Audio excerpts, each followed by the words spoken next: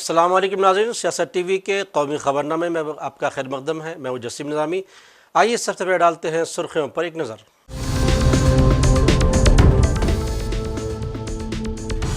Bihar assembly इंतखाबात से कबल इलेक्शन कमीशन ने उठाया अहम कदम, इन्फोर्समेंट एजेंसियों को खुसूसी अहकाम जारी।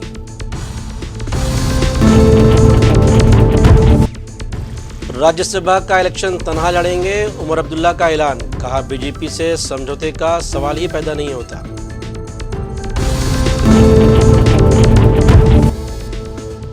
जन स्वराज के सरबराह प्रशांत किशोर का इलेक्शन लड़ने से किया इनकार, कहा पार्टी उम्मीदवारों की जीत को यकीनी बनाने पर देंगे तवज्जो।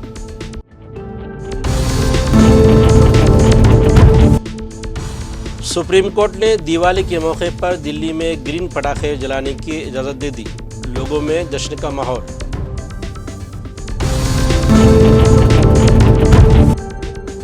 और राजस्थान में जैसमिल के पास जोधपुर जाने वाली बस में भयानक आग, 20 मुसाफिर जिंदा जल गए, 30 से ज़ायद जख्मी। वज़ीर आज़म ने किया अफसोस का इजहार। तो ये थी सुर्खियाँ, खबरें तफसील से।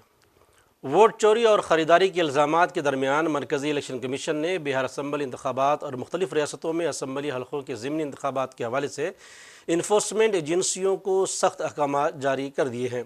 कमीशन का मकसद इंतखाबात में पैसे की ताकत, मुफ्त अशिया, नशीली दवाओं और शराब के गलत इस्तेमाल को रोकना बताया गया है।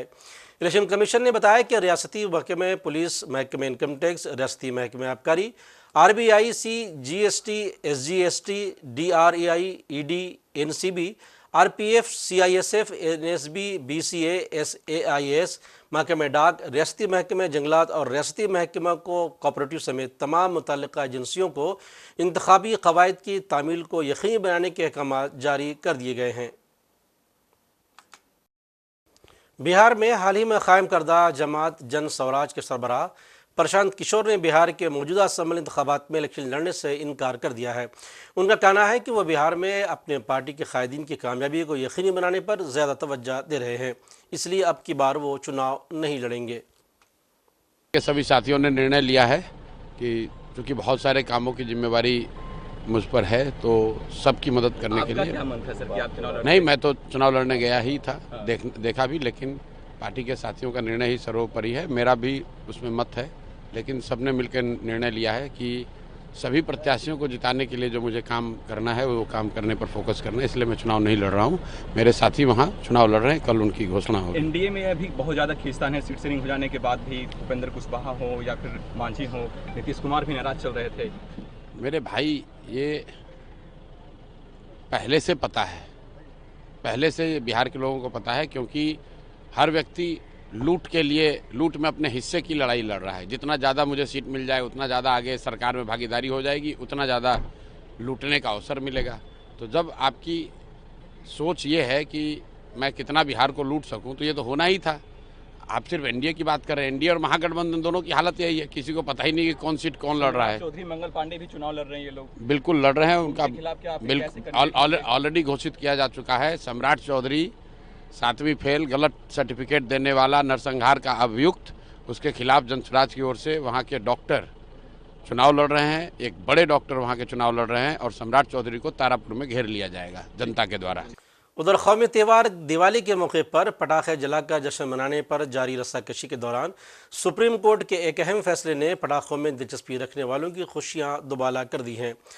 वाज़ेह है कि इस दिवाली पर दिल्ली NCR में ग्रीन पटाखों का इस्तेमाल किया जा सकेगा। इस सिलसिले में अहम फैसला सुनाते हुए सुप्रीम कोर्ट ने आज अपने हुक्म में कहा कि दिवाली के दौरान दिन पहले और दिवाली के दूसरे दिन यानी 18 से 21 अक्टूबर तक साफ सिर्फ सुबह 6 बजे से शाम 7 बजे और रात 8 बजे से 10 बजे रात तक ग्रीन पटाखे जलाए जा सकते हैं। सुप्रीम कोर्ट ने यह फैसला माहौलियात के तहफ़्फ़ुज़ और आबादी की सेहत को मद्देनज़र रखते हुए लिया है। अदालत उज़्मा ने कहा कि पटाखों की वजह से लोगों को संगीन नुकसान होता है, इसलिए तशवीश और जश्न मनाने के हुकूक़ के दरमियान तवाज़ुन बरकरार रखना ज़रूरी है। ये हुक्म अर्जुन गोपाल की दरख्वास्त पर चीफ जस्टिस BR गवाई की अदालत में एक अमेक्स क्यूरी की तरफ से उठाए गए संगीन खदशात और पटाखों के स्मगलिंग के मामलात की रोशनी में जारी किया गया है। जी, मैं धन्यवाद करता हूं मानयोग सुप्रीम कोर्ट का, जो उन्होंने 8 साल बाद इस फैसले को बदला है दिल्ली के अंदर अब शाम 6 बजे से लेकर रात के 10 बजे तक का पटाखे चला पाएंगे और इन पटाखों को ग्रीन पटाखे होंगे, इसकी चिंता हम करेंगे।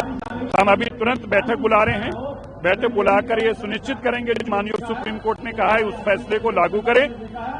मैं दिल्ली की मुख्यमंत्री रेखा गुप्ता जी का धन्यवाद करता हूं। उन्होंने ये सुप्रीम कोर्ट से आग्रह किया था कि दिल्ली के लोगों को पटाखे चलाने दिए जाएं और उसी के चलते माननीय सुप्रीम कोर्ट ने जो कहा है हम उसको 100% मानेंगे। ये दिल्ली के लिए बड़ी दिवाली है, ये दिल्ली के लिए खुशियों वाली दीपावली है।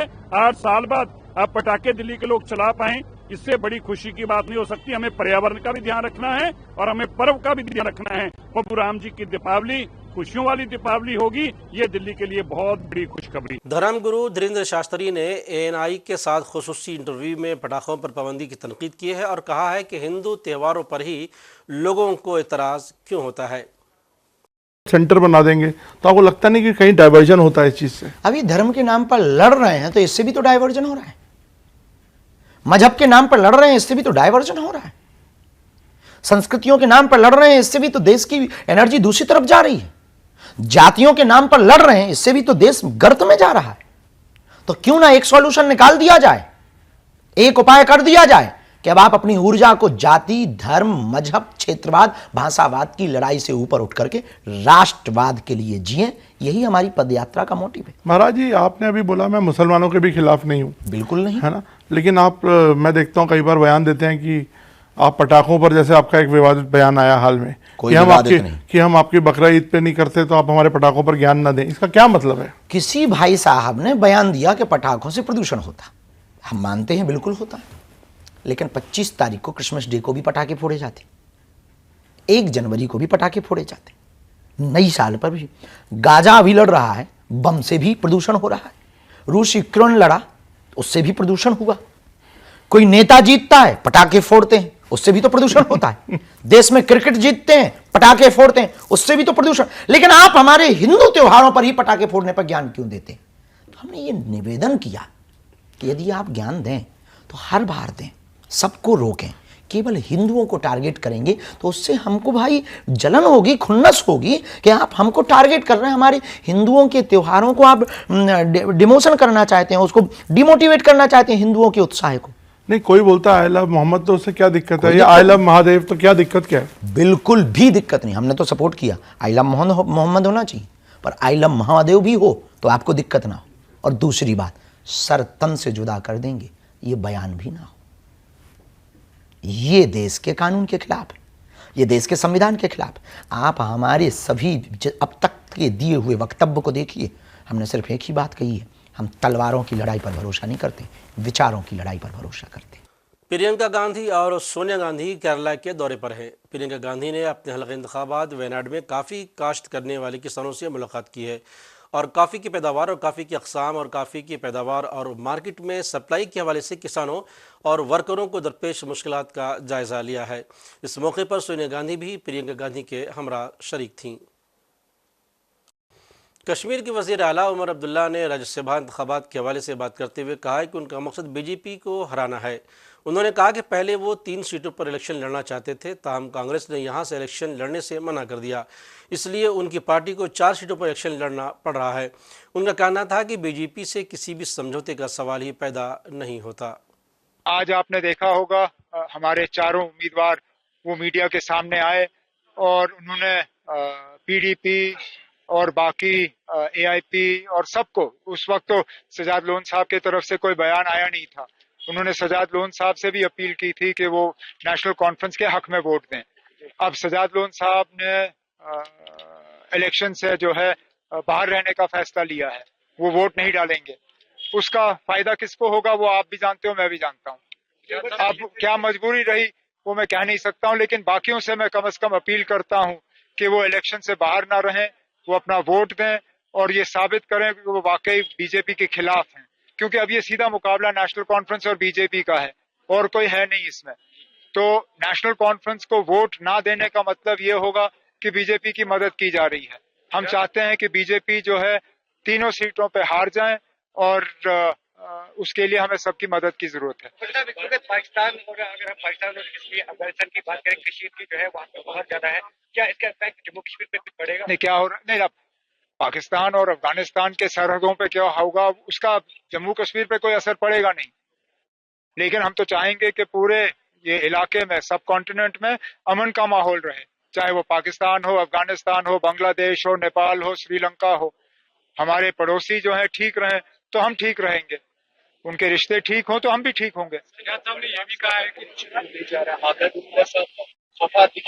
अब क्या होगा लोगों के लिए वहाँ के आप कोई बात नहीं ना, पहले तो हम अपना कैंडिडेट तय करेंगे, कैंडिडेट तय करने के बाद जो पिछले 1 साल में हमने काम किए हैं उनके बारे में हम लोगों को बताएंगे, और जो आगे जाके अगले 4 साल के लिए हमारे क्या इरादे हैं वो हम लोगों को समझाएंगे। एक बेहतरीन उम्मीदवार हम लोगों के सामने रखेंगे और उम्मीद करेंगे कि बडगाम के लोग जो हैं उस उम्मीदवार को कामयाब करेंगे। इसी तरह नगरोटा। मगरबी बंगाल के दुर्गापुर में पुलिस ने एक अहम गिरफ्तारी की है। गिरफ्तार मुलजिम की शनाख्त वासिफ अली के नाम से हुई है, जो मकतूला का हम जमात है। इत्तलात के मुताबिक मुतासरा लड़की शाम को मेडिकल कॉलेज कैंपस से निकलते वक्त उस दोस्त के साथ गई थी। बताया जाता है कि दोनों करीबी जंगलात इलाके में गए, जहां मुलजिम ने मुबैना तौर पर उसकी असमत दरी कर दी, फिर उसके साथ हॉस्पिटल वापस आ गई। पुलिस ज़राए के मुताबिक वासिफ अली शुरू से ही शक के दायरे में था और गुज़िश्ता 4 रोज़ से उससे मुसलसल पूछगछ की जा रही है। आज इससे जाए वकूफ़ पर ले जाया गया और वाक़या को दोबारा तरतीब दिया गया। कई अहम शवाहिद हासिल करने के बाद पुलिस ने इसे बाकायदा गिरफ्तार कर लिया है। मुलजिम को आज सुबह अदालत में पेश किया गया। पुलिस का कहना है कि तफ्तीश और तकनीकी शवाहिद की बुनियाद पर मज़ीद कार्रवाई की जाएगी।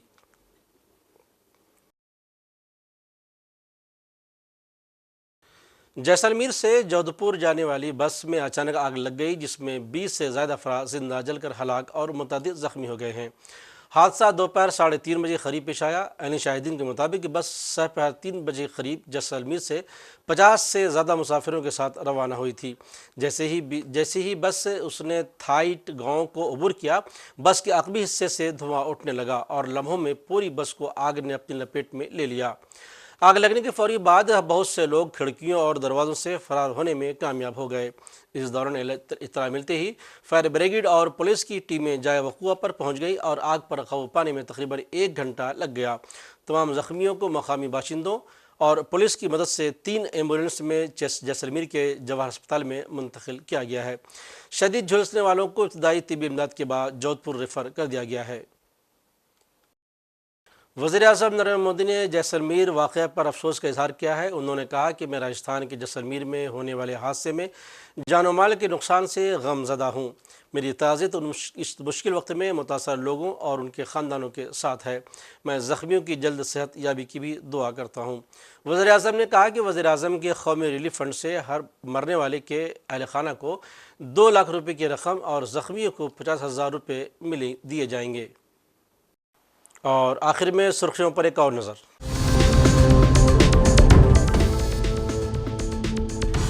बिहार असम्बली इंतखाबात से कबल इलेक्शन कमीशन ने उठाया अहम कदम, इन्फोर्समेंट एजेंसियों को खुसूसी अहकामात जारी।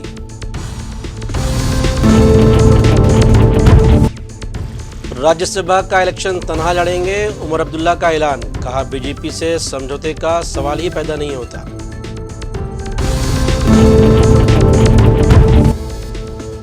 जन स्वराज के सरबराह प्रशांत किशोर का इलेक्शन लड़ने से किया इनकार। कहा पार्टी उम्मीदवारों की जीत को यकीनी बनाने पर देंगे तवज्जो।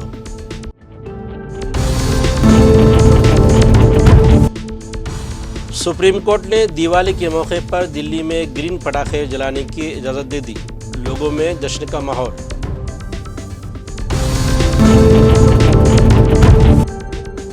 और राजस्थान में जैसलमेर के पास जोधपुर जाने वाली बस में भयानक आग, 20 मुसाफिर जिंदा जल गए, 30 से ज़ायद ज़ख्मी। वज़ीर-ए-आज़म ने किया अफसोस का इजहार। तो नाज़रीन, सियासत टीवी के कौमी खबरनामे में आज बस इतना ही। मज़ीद अपडेट्स के लिए आप बने रहें सियासत टीवी के साथ और मुझे और सियासत टीवी की पूरी टीम को दीजिए इजाज़त। अल्लाह हाफ़िज़।